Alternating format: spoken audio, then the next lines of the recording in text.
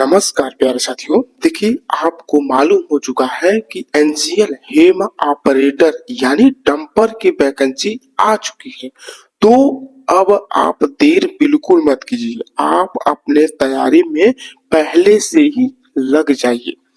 तो देखिए, मैं आज आपके लिए एनसीएल हेम ऑपरेटर के सिलेबस के बारे में क्वेश्चन लाया।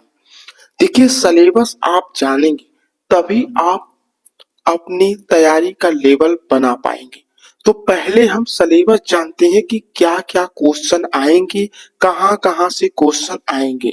तो आप वीडियो को पूरा जरूर देखिएगा। चलिए देखिएगा आप ध्यान से। एनसीएल हेम ऑपरेटर की ट्रेनिंग एग्जाम यानी पहले आपका एग्जाम होगा, ठीक है। चलिए देखिएगा ध्यान से आप लोग। चलिए आगे चलते हैं, देखते रहिएगा। हम आपको बताना चाहते हैं सिलेबस में क्या क्या आएगा, ठीक है। देखिएगा पूरी जानकारी मैं आपको दूंगा, देखिएगा ध्यान से। देखिए क्या होगा, आपका एग्जाम जो होगा वह कंप्यूटर बेस पे होगा, यानी आपका सीबीटी होगा, ठीक है। और जो क्वेश्चन आपके सामने आएंगे वह ऑब्जेक्टिव टाइप के क्वेश्चन होंगे, यानी आपको 4 ऑप्शन देगा जिसमें से आपको एक ऑप्शन चुनना है, ठीक है। और आपके 100 क्वेश्चन होंगे, यानी 100 क्वेश्चन होंगे, जिसमें आपको 100 में 100 यदि आप लाते हैं तो आपको कोई नहीं रोक सकता है, ठीक है।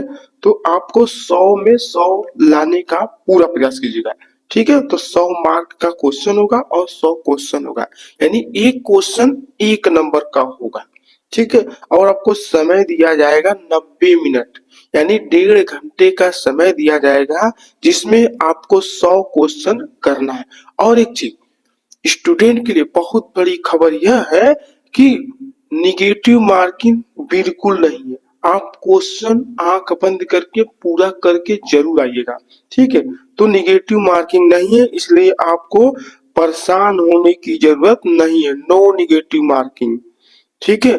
आपका जो एग्जाम होगा वह सीबीटी होगा, उसके बाद आपका डॉक्यूमेंट वेरिफिकेशन होगा, मेडिकल होगा, ठीक है।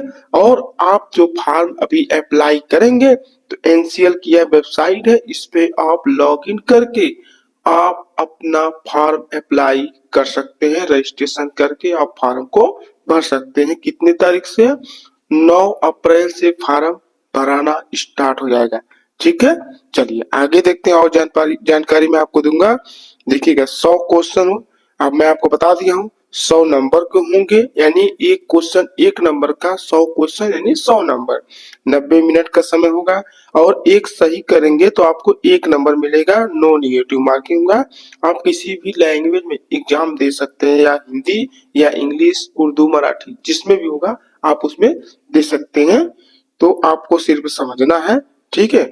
उसके बाद आप देखिए मिनिमम जो आप एग्जाम देंगे, मैं आपको बोला हूं कि 100 में 100 आपको लाना है, तब आपको कोई नहीं रोक सकता है। लेकिन यहाँ पर बोला गया है कि मिनिमम 100 में से यदि जनरल जो जनरल के बच्चे हैं कम से कम 50 नंबर यदि लाते हैं, यानी 50 नंबर लाते हैं, 50, ठीक है, यानी 50 नंबर लाते हैं तो उन्हें पास माना जाएगा, ठीक। नौकरी नहीं मिलेगी, सिर्फ पास होंगे। उसके बाद जो आपके ओबीसी के या एससी एसटी के बच्चे हैं उनको 40 नंबर लाना अनिवार्य है। कहने का मतलब यह है कि 100 में से आपको जो जनरल के बच्चे हैं वह 50 नंबर लाएंगे, और जो जनरल जो आपके ओबीसी और एससी एसटी के बच्चे हैं उनके लिए 40 नंबर लाना अनिवार्य है। यदि उससे आप कम लाते हैं तो आप फेल माने जाएंगे, आपका नाम लिस्ट में नहीं आएगा। आप 40 नंबर और 50 नंबर यदि लाते हैं तो आपको पास माना जाएगा। उसके बाद इनका लिस्ट बनेगा, यानी मेरिट लिस्ट बनेगी। जब मेरिट लिस्ट बनेगी तो आपका नाम हो सकता है, लेकिन यह सिर्फ पास है। तो आप कोशिश करिए कि उससे ज्यादा आए, यानी 100 में 100 आए, 50 या 40 ना आए, 100 में 100 आना चाहिए, ठीक है। देखिएगा आगे क्या है और भी जानकारी दूंगा। देखिएगा ऑल नोटिफिकेशन पोस्ट जो है 100 यानी जनरल के लिए 50 नंबर, और आपका 100 में 40 नंबर ओबीसी एससी के लिए, एससी एसटी के लिए, ठीक है। इतना नंबर लाना आपको अनिवार्य है, जिससे आप पास माने जाएंगे। सिर्फ नौकरी नहीं, लिस्ट में नाम नहीं, सिर्फ आप पास माने जाएंगे। उसके बाद लिस्ट बनेगी तो आपका जैसा नंबर रहेगा उस हिसाब से आपका नाम आएगा, ठीक है। उसके बाद देखिए क्या है आपका, क्या क्या क्वेश्चन आते हैं। देखिए mandatory, country and informatory sign. देखिए आपका रोड से क्वेश्चन होगा, ट्रैफिक होगा। देखिए सभी क्वेश्चन हैं कौन कौन से चैप्टर से आएंगे, ठीक है। मोटर व्हीकल एक्ट बेसिक, ठीक है। देखिएगा ध्यान से आप लोग देखते चलिएगा, मैं आपको दिखा रहा हूँ। और उसके बाद आप देखिए एलिमेंट्री नॉलेज, मशीन होगा, जनरल अवेलेंस नॉलेज होगा, यानी जीके होगा, ठीक है। उसके बाद देखिएगा ध्यान से आप लोग बेसिक मैथ यानी मैथ के क्वेश्चन होंगे, ठीक है। मैथ के क्वेश्चन अनिवार्य है आपके मैथ में। जैसे देखिए एवरेज हो गया, टाइम एंड वर्क हो गया, सिंपल कंपाउंड यानी साधारण ब्याज, चक्रवृद्धि ब्याज, ठीक है। आपके लाभ हानि, एज से रिलेटेड क्वेश्चन होगा, एज हो जाएगा, आयु हो जाएगा, ठीक है। उसके बाद स्पीड वेलोसिटी हो जाएगा, ठीक है। मैथ में आपको सभी क्वेश्चन कंप्लीट रखना है। उसके बाद आगे चलिए, देखिए डंपर के लिए था। आप देखिए जो भी बच्चे फार्मासिस्ट के फॉर्म भरेंगे उनके लिए क्या है कि 70 नंबर आएंगे, 70 क्वेश्चन आएंगे और 70 नंबर के होंगे, यानी एक क्वेश्चन 1 नंबर का, ठीक है। जो पैरामेडिकल का जो स्टाफ होगा, जो भी स्टूडेंट फॉर्म भरेंगे उनके लिए, ठीक है। चलिए देखिए उनके लिए क्या क्या आएगा। देखिए स्टाफ नर्स के लिए आपका इतना क्वेश्चन आएगा। देखिए नर्सिंग इंट्रोडक्शन होगा, हॉस्पिटल एस्पेस हो गया, बॉडी मैकेनिक हो गया, प्रोटीन केयर हाइजीन हो गया, पेटियन डिस्चार्ज हो गया, नर्सिंग प्रोसेस है, ठीक है। समझ रहे हैं, यहाँ से सब क्वेश्चन आएगा, ध्यान से देखिएगा। उसके बाद देखिए फार्मासिस्ट जो होंगे ट्रेनिंग के, उनके देखिए डोजेज फॉर्म हो गया, फार्मा के कल्चर, केमिस्ट्री, पैकेजिंग, ठीक है। उसके बाद बायो केमिस्ट्री हो जाएगा, एनाटॉमी जियोलॉजी हो जाएगा, ठीक है। ये सबसे क्वेश्चन पूछे जाएंगे।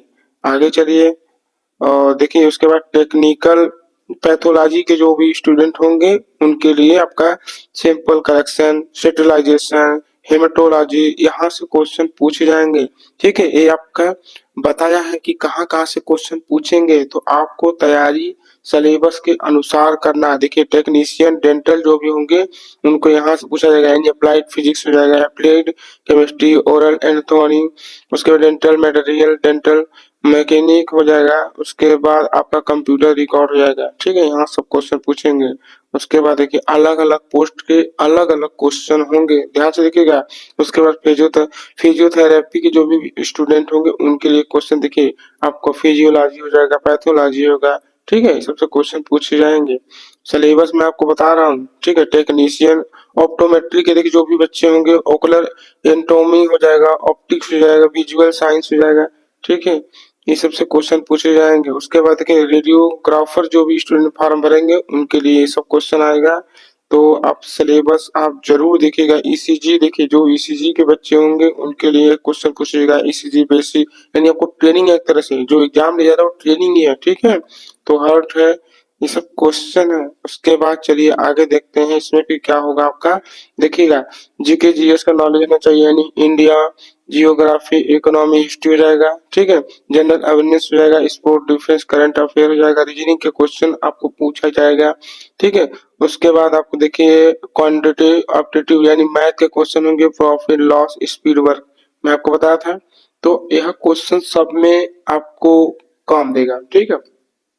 ऐसा नहीं सोचना है कि सब में नहीं पूछेगा, तो आपको पहले से तैयारी करना, सभी क्वेश्चन सभी चैप्टर आपको मजबूती से तैयारी करना, ठीक है। उसके बाद देखिए जो ओवरसेयर यानी सिविल के भी बच्चे होंगे उनके लिए क्या कैसे दिया है सब्जेक्ट में आपके, बिल्डिंग मटेरियल हो जाएगा, एस्टिमेशन कॉस्टिंग हो जाएगा, वैल्यूएशन हो जाएगा और सर्विंग हो जाएगा, यानी ये सबसे क्वेश्चन पूछे जाएंगे।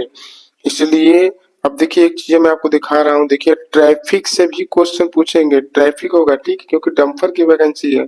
तो ट्रैफिक ये सबका आपका नॉलेज होना चाहिए। रोड से जो भी होता है, जो भी रोड का सिंबल होता है, ये सब आपको जानकारी होना चाहिए, ठीक है। सेक्शन बी में देखिए क्या है आपका, सब इम्पोर्टेंट क्वेश्चन है, ठीक है। चलिए क्वेश्चन आप देखते चलिएगा। यह आपका सिलेबस है। आपको जानकारी अच्छी लगे तो हमारी वीडियो को आप लाइक, सब्सक्राइब और अपने दोस्तों में शेयर करना बिल्कुल मत भूलिएगा। देखिए मैं आपको सिलेबस बता दिया हूँ, सिलेबस आप जरूर देखिए। सिलेबस आप देखेंगे तभी आप तैयारी कर पाएंगे, इसलिए सिलेबस आप देखिए, उसके बाद अपना तैयारी आप शुरू कर दीजिए, बिल्कुल देर मत कीजिए। और मैं एनसीएल हेम ऑपरेटर की वैकेंसी के लिए मैं क्वेश्चन लाता हूँ। आप एक बार चैनल पर जरूर जाके देखिए वीडियो, आपको और आपके एग्जाम के लिए हेल्पफुल क्वेश्चन होंगे। धन्यवाद।